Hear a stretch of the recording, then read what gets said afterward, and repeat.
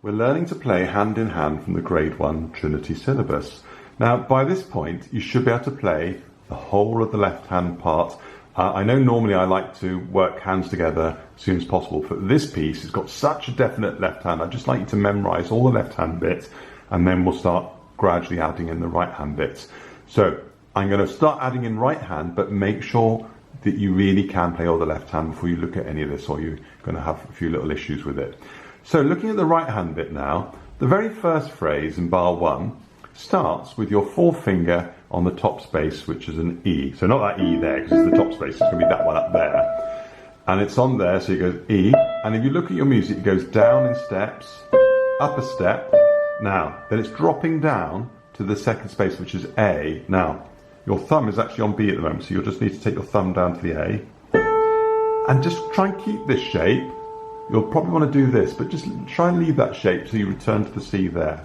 Okay, I'll show you again. So in other words, thumb goes down, but everything else stays where it is. And you get this phrase. Now watch you don't go, which is what we call swing, which is fabulous. I love swing, it's great, it's wonderful. But sometimes even in bluesy pieces like this, you don't always use swing. So without swing, it's still quite jazzy because we've got these little syncopations, you know, like here. There's a little syncopation on that last note, you know, where it sort of falls on a half beat, but there's no swing. So here's the difference with swing. Doobie doobie doobie doo. Without swing, which is what we want,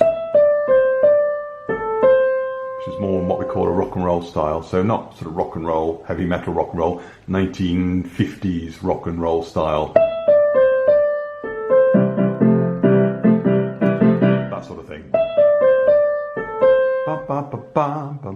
It's going to be the feel of it.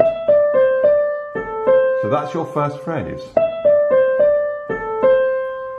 And then your second phrase, if you have a little look. Now there's no fingering on this. The note's G, it's going to be your thumb, because you've got some notes above it. So this is at the end of the first line. You've got your thumb on G, and you go up a step, and back down, and then it's C with your forefinger.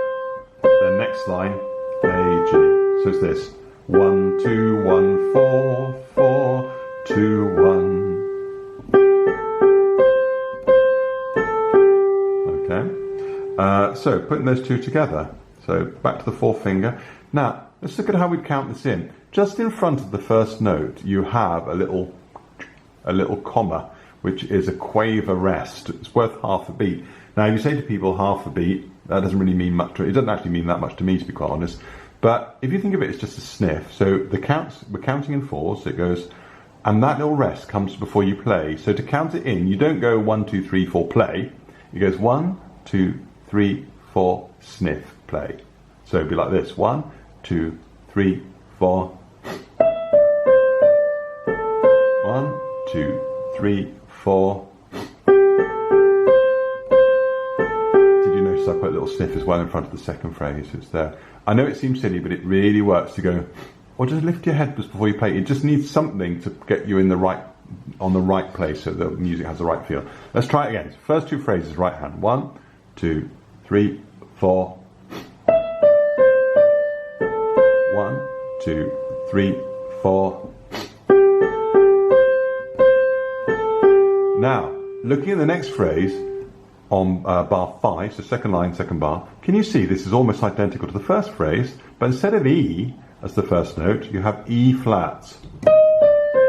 Great bluesy sound. Ya da da da. What we call a nice flattened third there. So no flattened third at the beginning, E. Flattened third. And then on bar 7, the next phrase is the same as the second phrase, thumb on G. Okay, so I'm going to go right from the beginning. So we're going to put a little sniff before each phrase. Remember, we got this phrase, then you go to the G position, then you go back to the first position but with E flat, then you go back to the second phrase with the thumb on G. Here we go, so let's see if we can play it. And I'm going to put the left hand under it now, but you just play the right hand. So it goes 1, remember the sniff, 1, 2, 3, 4.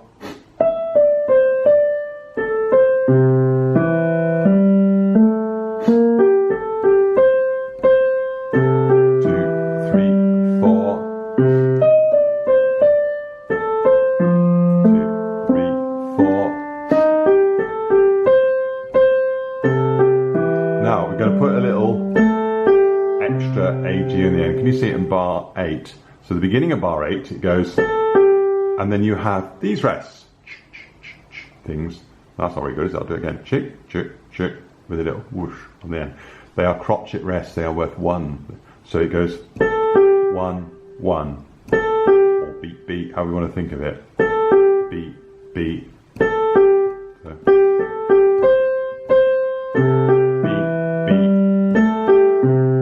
It finishes the head of the left hand. Right, that is, we're just working from bars 1 to 8. And in fact, I think do a little bit more work on that. And then in the next video, I'm just going to put that all together just up to that point.